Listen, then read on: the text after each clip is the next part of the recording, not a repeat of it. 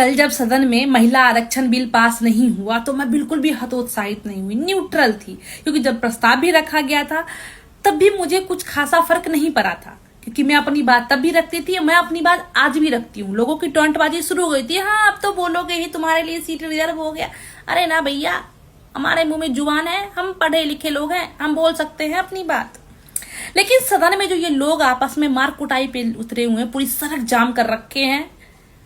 ये लोग हमारे हक की लड़ाई नहीं कर रहे हैं, ये कर रहे हैं अपनी वर्चस्व की लड़ाई,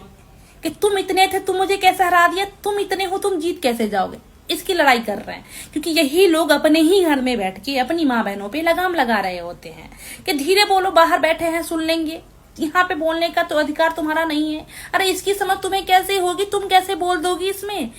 तुम्हारी आइडिया का यहाँ कोई आवश्यकता नहीं है। कि इसलिए मुझे खासा आश्चर्य नहीं हुआ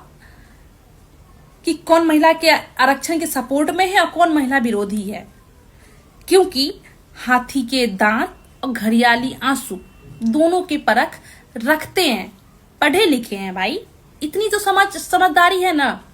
लेकिन भाई अंत में कहना इतना ही है कि अगर तुम बोलने में सक्षम हो, तुम्हारे अंदर सक्षमता है, तो तुम बोलो,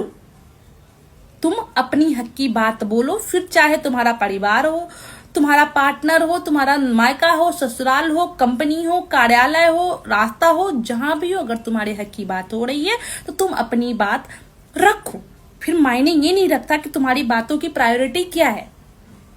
अपनी बात रखो, फिर तुम्हारा जो राइट है वो सदन में वोट का मोहताज नहीं होगा।